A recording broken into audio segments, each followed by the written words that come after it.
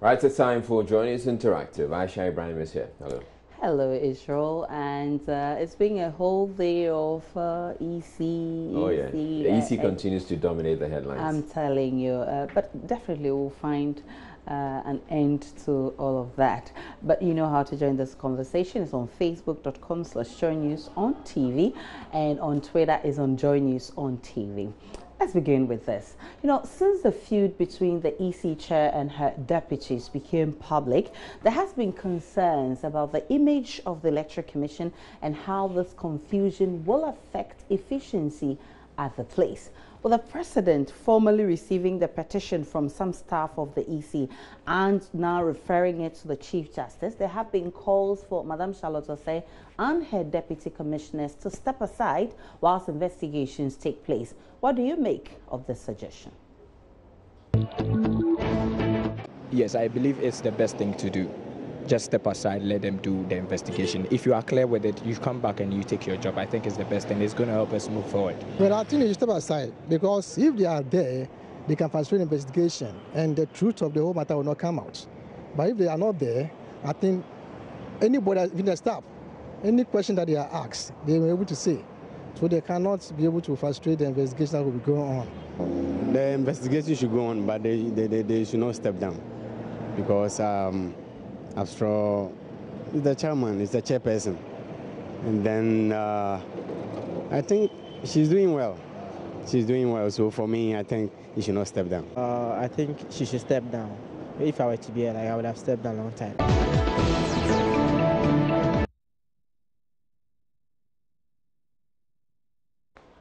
All right, a lot of your comments are also on Facebook. Let's check them out. All right, Noah Paul God knows says, sacking one person will not solve the problems. I like Madam Charlotte Osei for her boldness, but I think the best way to answer this brouhaha is to overhaul the entire Electoral Commission. Every worker should be sent to different institutions to work there and employ new people who should be devoid of partisanship. And Nase says, I'm shocked she's still at post.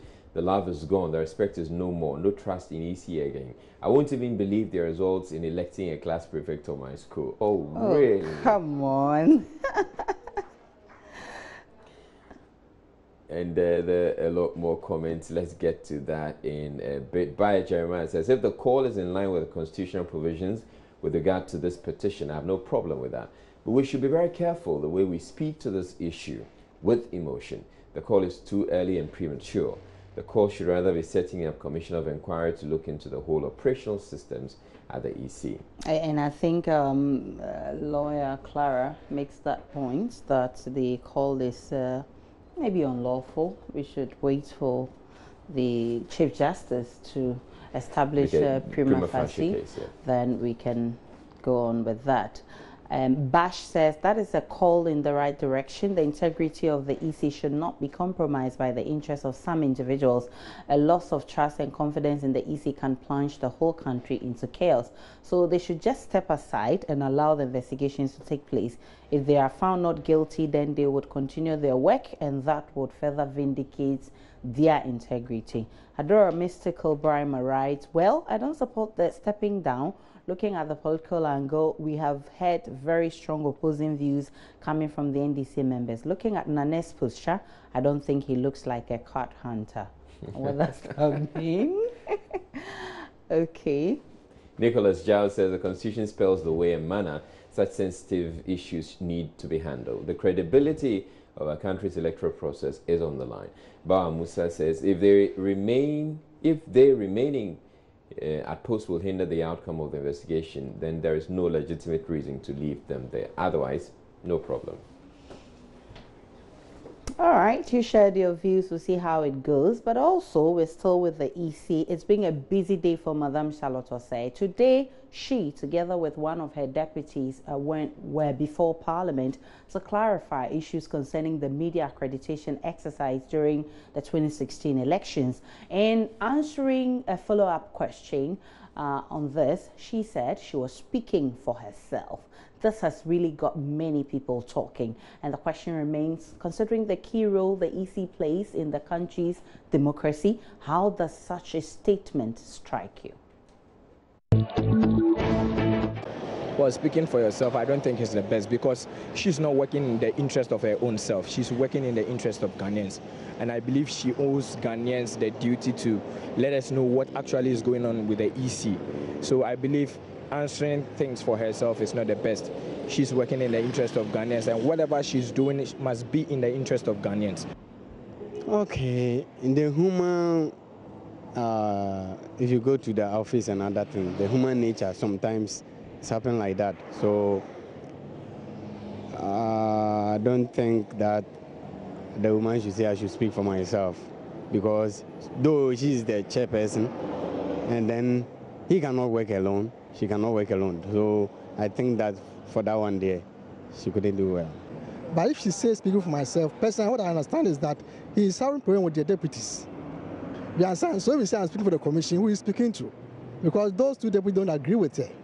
Okay, so you will there to speak for herself. You can't speak for the whole commission, because there's a disagreement between the two of them.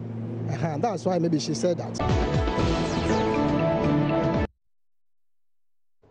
All right, so those were some comments from the streets. On Facebook, a lot of the messages are coming. And it mirrors a lot of the comments that are coming across. People are saying that if you say you're speaking for the commission, you're there to speak. If you say you're speaking for yourself, you're there to speak for the commission. So if you're speaking for yourself, who speaks for the commission? For the commission, of course. Who else should we bring to come and speak for the commission? Maybe the president. Samuel Papako says, though such a reply seems inappropriate for anyone in such a pivotal role as the EC boss, yet it is only prudent if we analyze a response on the basis of the question that was asked. Kwesi Boateng says, that statement alone is even enough to tell any well-meaning Ghanaian that the leadership of the EC needs total overhaul. The leaders can't put their personal ego ahead of the interests of the entire nation. Their blame game is not different from that of a typical primary school children. By Jeremiah says, she started well but spoiled the whole presentation with that statement. She's simply telling Ghanaians that all is not well with the EC. It means something went wrong in the area of that particular funds which she wasn't happy. EC chairperson really needs our support to revive the institution. Peter Amavaji says, why won't she talk for herself when from day one of her appointment, everyone kept attacking her personality and not her position? We are all the reason why she made those statements. And Chief Manasseh says, she was just confirming that she does everything herself without consulting any other commissioner at the EC. Hashtag eat alone, die alone. No, God knows. Billy says, yes, though she is the head of the EC, but the allegations are being leveled against her, not the EC, and she must speak for herself. Kofi Sam Klinsman says, I was shocked by that comment. You chair the whole commission and you say you speak for yourself? Amazing. For my knowledge, she has the power to bring anyone who misbehaves to book. So if she fails to do that, we assume she's part of the conduct. And we, the taxpayers, will go to Parliament and speak for ourselves. We'll soon organize our commission made up of active, and interactive participants. By Jeremiah, Kwesi Boateng, Chief Manasseh Kubaji, Prince Nudin Baumia, and we will be chaired by Obedepom Bedetundra Aisha. But she wouldn't speak for herself. Definitely, I would speak for myself. Adora Mr. Kobrima says that reply was too incongruous, especially coming from EC chairperson. She shouldn't let citizens doubt her credibility.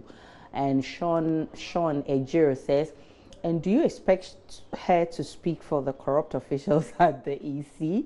And Destiny Nkrabia says, what was the particular question asked before making such comment? We need to establish that first. I think it had to do with some funds that had to be transferred into the consolidated funds. She was asked why the amount wasn't stated. The funds that it said they collected, about 2.5 million CDs. Why that wasn't stated? Okay. And she says it was an oversight. She initially said it was an oversight, and then subsequently she said, and they were asking her, so if it was an oversight, at which point did you realize that it was an oversight? It was an oversight. And then she said she speaks for herself. And the Media Simon says it could be contextual. You can't choose and pick and choose and use it against her. It wouldn't be fair. Esther Danzo says, I think EC needs to step aside because it seems she's not in good terms with most of her subordinates. And those are some comments on Facebook. Musa Mubarak says, so unfortunate, a team we entrust with a common goal is now mind in speaking for themselves. All right. So those are some of your comments on Facebook. Finally, a Taiwanese woman filed for divorce after she realized her husband was reading her messages on WhatsApp but did not respond. And guess what? She won the case. I'm not sure this can ever happen in Ghana, but hey, I really have to be sure. So I need you to tell me, would you divorce your husband or wife because he or she was online reading your WhatsApp messages and they didn't respond? Or probably maybe she may be busy or something. She just skipped through the messages to see who. Maybe she was too busy to reply the person back. You understand? So I wouldn't divorce the person. Oh no, I'll not do that because it doesn't have to do anything with like my real life situation, or that has not got anything bad to do with, let's say, my relationship, because the most important thing is that I communicate with her personally. So maybe he might be busy doing something else, who knows. So it's not by force that when she is online, he should just reply my WhatsApp messages. No, I won't. Well, I wouldn't know the reason why she's not responding. Perhaps she have the chance to read it, but she doesn't have that chance or to type or even to respond to my messages that I'm sending. So the only thing, maybe if there is a need, I'll call to ask why is he not responding to the messages that I'm trying to send her. Thank you very much. You're welcome. I wouldn't divorce her, but I would just check up on her and then make her aware that I've been seeing her online, but then so that she'll be aware of herself, you know. She reads my WhatsApp message and does not respond. Well, it depends. Maybe she's busy doing something. I can't just conclude on what she's doing or saying that because she's not replying my message, she's doing something bad. I feel like she might be busy doing something else that I need to make time for her to, you know, when she's free, maybe she responds to me. But I don't think I'm going to divorce my wife for not replying my WhatsApp text.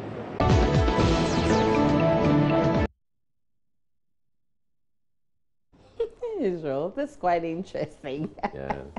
But it happens a lot of times that you see people reading your messages. Yeah, there's no response coming. It's not a nice thing to do. I keep on saying that if you're not ready to respond to the issue, then don't read. Don't read it. But the other times when you don't read, it makes it even worse. When I see you online and I saw the last time you left online and you didn't read my message. Because in our situation, for instance, I mean, we're producing the news. Yeah. And there's stories or there's information that's being shared on our WhatsApp platform. Exactly. Multimedia So platform. So you go online there to read what's there and take the information and put it together in a bulletin. So for that reason, you may be online, but you're not reading your spouse's message. But the moment you open the message, it means that. But of course, once it's coming from your spouse, you may also want to look at what it is. It could be that she needs you or something like that. So the situation becomes a bit dicey. But it's very irritating when people read your message and they don't say, okay, I'll get back to you or something, and they just leave it like that. Very irritating. Right. Let's check what you've been saying. Chief Mano says, in fact, women have many bogus and funny excuses to divorce when she doesn't love you anymore. To me, the woman may have a case if when she got into the marriage through WhatsApp, but I don't think I would fault my partner because she refused to reply my WhatsApp messages. Hashtag Madame Po. Kwesi Boateng says, some messages are not replied for some technical reasons. In the advanced country where people are compensated for divorce, in Ghana, try to even complain on the grounds that your messages were not replied. That is when your grandmother will move all the way from the village to come and insult you. Aqua Miki says, terrible. Some ladies of our time lack simple ethics.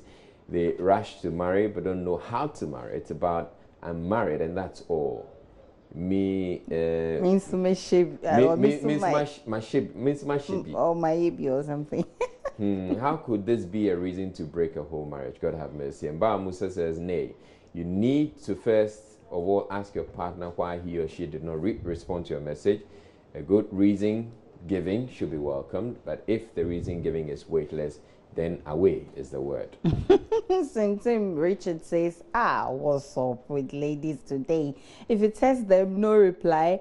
But guys, we take it cool. But them, they're suspecting you. If that time was If at that time he was asleep and his data was on, sure, social media oriented ladies in Kwan we have today. They monitor you like American CIA Section 12 and FBI. All right, so those are some comments on Facebook, but time to